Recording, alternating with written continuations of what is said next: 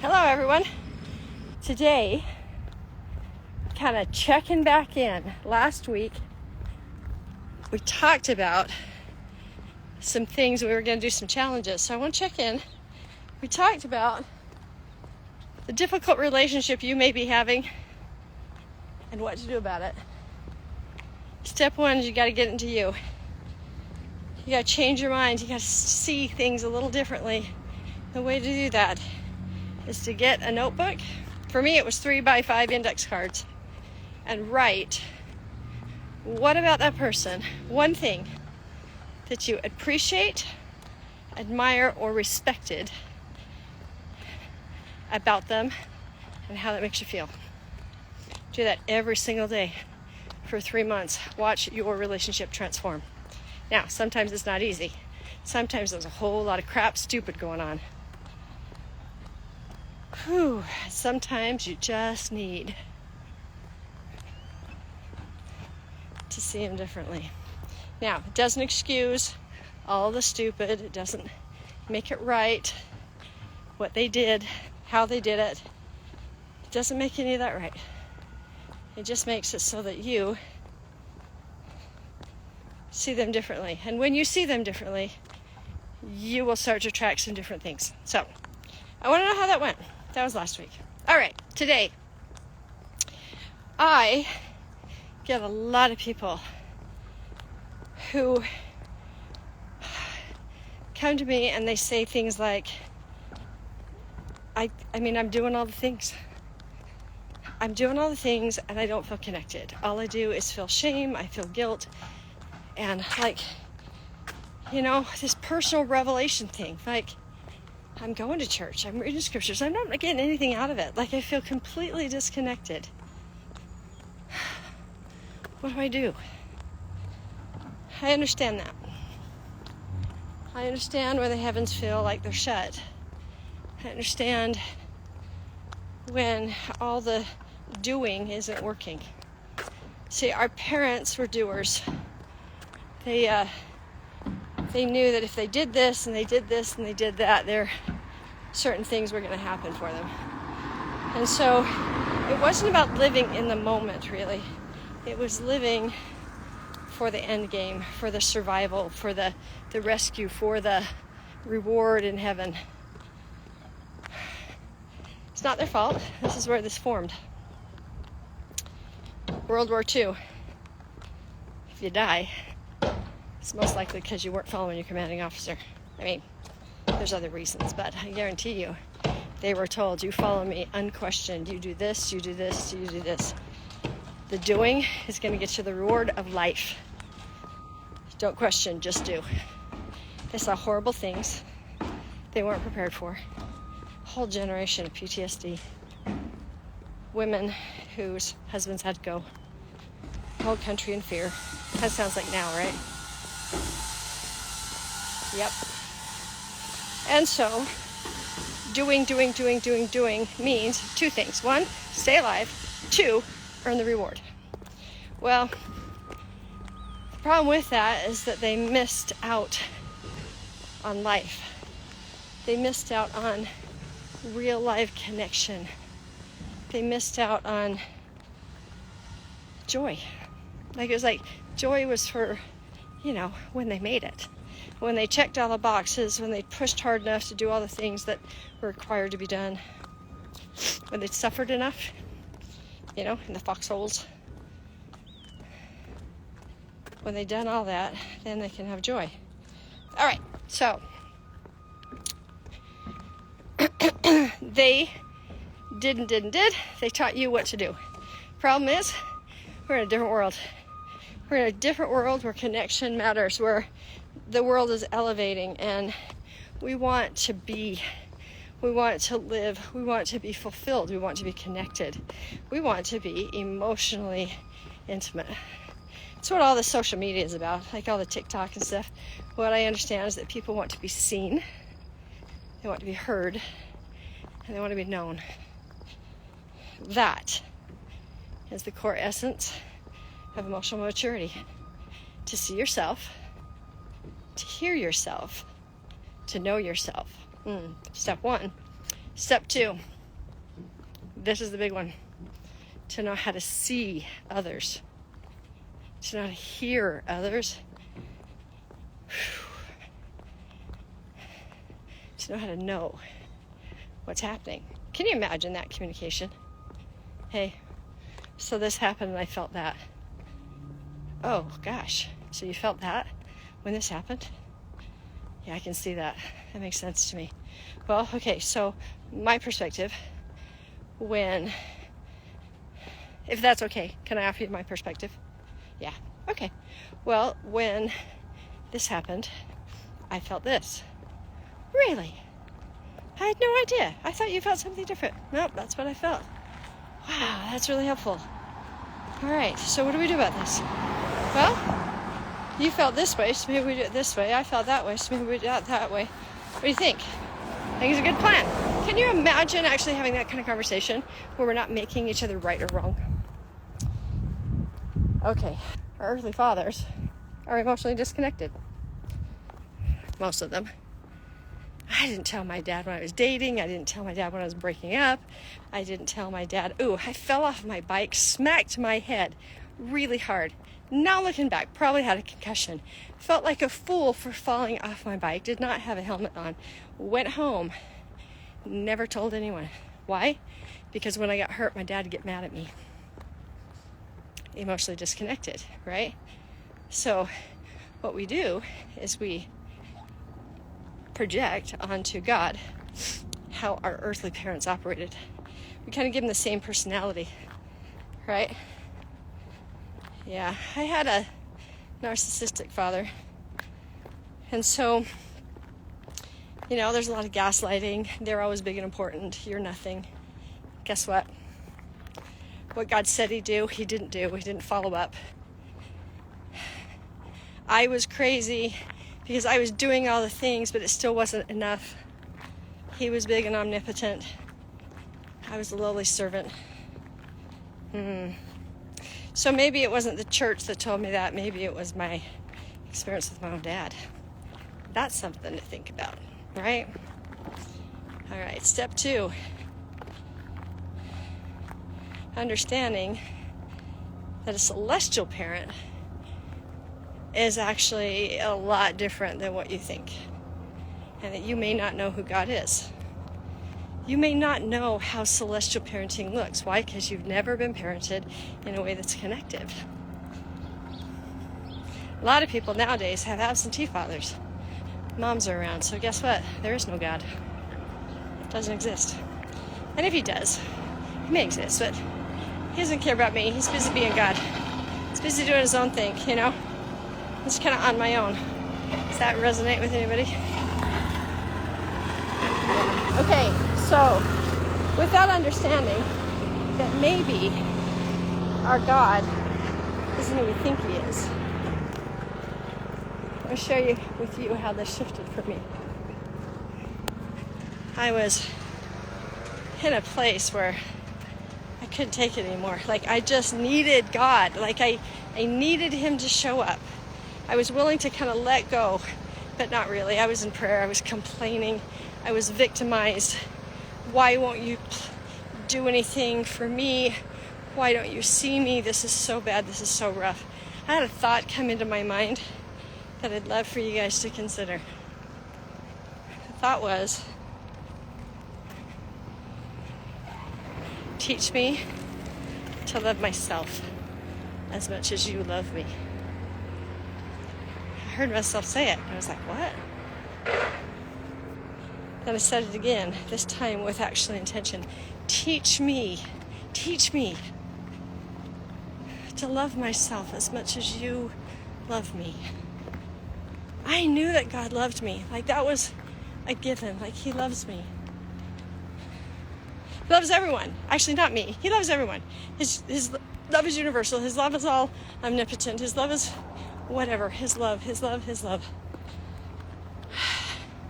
I didn't feel it from him. And so I didn't know what it was. I didn't have any self-love. So that was step 1. Then a little later, I realized that I had no idea what he sounded like to me. Like if we're going to have a conversation, I need to know his voice. I saw in the scriptures this, my sheep will hear my voice and they'll know me. I'm like, I have no idea. I know what people have told me I'm supposed to feel. Like there's this thing in the Church of Jesus Christ of Latter-day Saint culture. It says you'll have a burning of the bosom. Guys, I have never had a burning of the bosom in my whole life. I don't even know what that is. And I was about 35, 36 years old. And I couldn't do what I was doing without God anymore. Like I couldn't keep trying to chase down what I thought he wanted me to be in order for me to have his attention. In other words, I had to give up the persona of my dad and just let God be my God. Like, really, who are you? And in that moment, I crumbled, like fell to my knees. I was on the side of my bed, just weeping. And I finally admitted in front of God, I don't know what you sound like. Now, why I say in front of God is because I was told that you have to have faith. If you have enough faith in God, so you can't show him your fear. You can't show him your complaining. You can't show him all that. You've got to be faithful. And that means you got to push down all of that other stuff in order for him to hear you. That is born out of the generation of don't feel. Don't feel. Just bring all your positive vibes. Make him realize that you trust him and he can do things. Well, that's how my dad operated. Okay? I finally got real. I said, hey, I don't even care. I don't care if I'm doing this wrong anymore. I don't care. I was mad. I don't know what you sound like to me. To me. That's what matters. What do you sound like to me? So then I uttered the words that matter the most out of everything. You ready? When you don't know, it's curiosity. Rather than complaining and victimhood, you curiously say, teach me. Like, I'm curious. What does it feel like to know your voice? That curiosity was everything. I entered into kind of a partnership with him. Teach me what you sound like. Just teach me. I felt it land. Like I felt when I said teach me, I felt like my heart, my whole soul was aligned with that. And so it started. Teach me. So, this is what happened. I had a lot of kids in my house. I had a 1,300 square foot townhome. And I had 10 children in that townhome, ages 13 to 2. It's a lot of kids. A set of twins. My best friend was living with me. Things were really rough. I didn't know which way to turn or what to go, what to do. And I had said, teach me. So one day, I'm walking through my house, and I want you to picture this. 10 kids. Walking through my house, and there's a random sock sitting on the ground. Do you know how many children's random socks are around a little teeny tiny townhouse? I mean, even with 2 kids, you got random socks all over. Okay? The reason why I'm saying that is because I looked at that sock, walked past that sock like I'd walked past hundreds and hundreds of socks at other times. And I felt this, I had a thought, you should really pick up that sock. It came outside of me. I'm like, I don't have time. As I walked past it, I felt like I'd done something wrong. I'm like, what? I looked at the sock again and I felt, I should pick up that sock. I went, I'm too busy. This is crazy. Stepped away, turned my attention away from it, felt that same twinge of yuck. I'm like, okay, wait a minute. I looked at the sock again and I go, I am going absolutely crazy. I feel it. Pick up the sock. So I picked up the sock, very gingerly dropped it in the laundry, and I felt like this exuberance of happiness. I went, oh my gosh, that's so, what? Oh my gosh, are we doing something right now, God? Like, was that it? Like, are you teaching me something? Oh my gosh, I think you're teaching me something. Oh, it was so beautiful and divine. I never knew that he could teach me something that didn't have eternal consequence attached to it. Right? Like I thought, you have to listen to the Spirit so that you're guided, so that you avoid all the pitfalls and the roadblocks. And so it's kind of scary to ask him to teach me because, you've heard this other thing that says, be careful what you ask God for. It means there's going to be a trial. There's going to be something really hard you have to go through to learn something. Not so. I found out he's willing to teach me in the easiest way possible. I just need to ask. Because when I said teach me, I actually didn't have any kind of attachment of accepting the hardest way possible to learn the lesson. Like it didn't even cross my mind. It was more like, hey, can you teach me how to knit? I want to learn how to knit. Yeah, let's set up a time. I'll teach you how to knit. Like there's no, let's do the hardest way possible to knit. That's how I was with God when I said, teach me what it sounds like. Oh my gosh. Like I enacted a mindset tool, principle that I didn't even know existed. Like I didn't even know. It was awesome. He said, pick up the sock. And when I did it, I felt all the joy. So, we did a couple other little things like that throughout the next couple weeks where I could feel when he's telling me no, that feeling that something's wrong. It's actually a pretty peaceful feeling. My no is very peaceful. It's not full of fear. Like it's just a no. And so we did all these things kind of back and forth between us. And then the moment happened. It's the moment I needed him. Like there was something big. Really, really big. I did not know what to do. I'm like, God, I can't do it. I can't do it. What do I do? And I felt the thought come into my mind, and it felt just like to pick up that sock. And guys, I knew exactly what to do. Turns out, it's easy to hear him. You just got to ask. Oh, and by the way, I was not reading scriptures every day. I was not necessarily praying like deep prayer every day. I talk to God all the time. I always have. But there was nothing outside of what I had been, quote unquote, doing that all of a sudden brought the reward of God's attention. Nothing in any other part of my life was different. What was different is that I stopped believing that I was doing it wrong. That somehow my relationship with God had to look a certain way for it to be valid and for him to talk to me. Your relationship with God is extremely personal. Now, this thing that I had with him is going to be different for you. He's going to walk and talk with you very differently. And that's the point. Personal relationship with a celestial being who isn't who your dad was, who isn't what your other gods were. Like, totally had male figures in my life who I put up as gods. And when they wouldn't hear me, and they wouldn't listen to me, and they wouldn't guide me, and they didn't do what they were supposed to be doing, oh my gosh, I totally blamed them. And then I blamed God. I put them as God. There's only one. He wants a personal relationship with you directly. He's the only one who has your back. He's the only one who knows you as you are.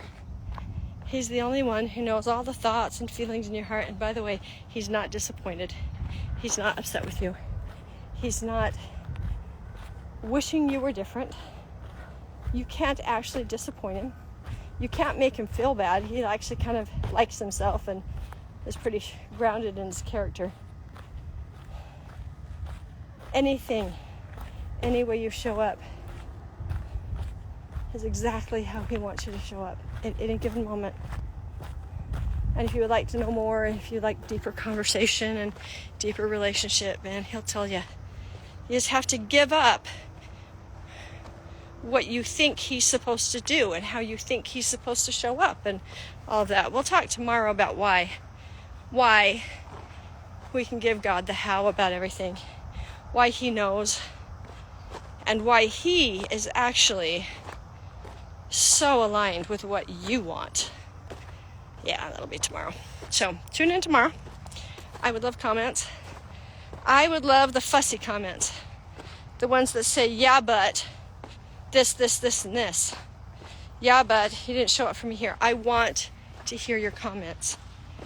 I want to know what your experience is. I can address them. We can talk. We can talk. That's called leaning in. It's called walking this walk. See, there are some things as a personal mentor that I'm about 3 steps ahead of you. You might be right back there. Look at this great big open field. I'm just walking. I don't know where I'm going. But I do know that I just crossed over this thing, and you may want to watch out for it. I do know that right now we got 5 miles in. I do know some things. That's what personal mentoring is about. So I teach Joyful Heart Mastery, where we get all of that settled in your brain, your body, your understanding. Not just the God thing, man. There's so much to Joyful Heart Mastery. It's kind of insane. It's 8 to 10 people maximum. Small group with me on Zoom. And then we meet and I coach, I mentor, I talk to you on Marco Polo throughout the week. That Marco Polo gives you a community of like-minded people who are learning the same things that you're learning. See, I could do one-on-ones, but I find that when I do group coaching, I can reach more of you. And as you learn from each other, it's just fabulous. It's a sacred, shame-free environment. I also teach a course called Mentoring at Home. You know, these skills a mentor uses. It's what you needed as a kid. You didn't get it. So I teach you how to mentor your children, how to give your children what you didn't have. I would love for you to join me. We can get together. Your life will change. 3 months. Actually, it starts shifting within 4 weeks. That's what's been really consistent. I would love to help you shift. I would love to help you find your personal relationship with God. I would love for you to find your personal relationship with you.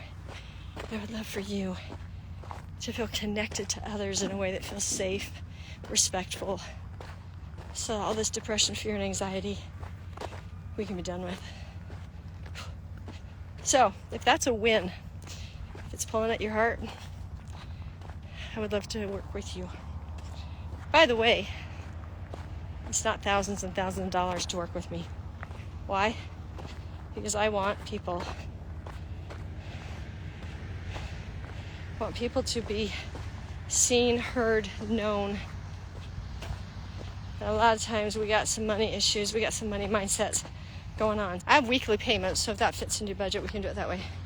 I have monthly payments, we can do it that way. It is a total doable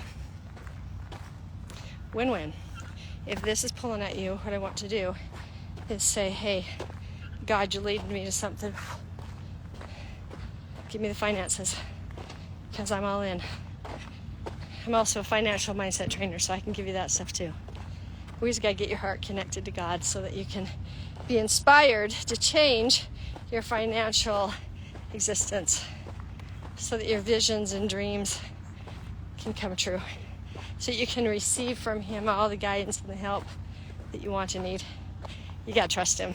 You got to work with me so you can trust Him. You don't got to, but I can help you learn to trust Him. All right, that's it for our walk today. I haven't walked in this much dirt for a long time. I feel like I'm hiking, and I'm just very literally walking around a field, construction site. I've just got 5.5 miles in, and I got to figure out how far home is. Anyway, save the video, share the video, give it to whoever you feel might need this video. Let's keep this stuff going. I'll see you tomorrow.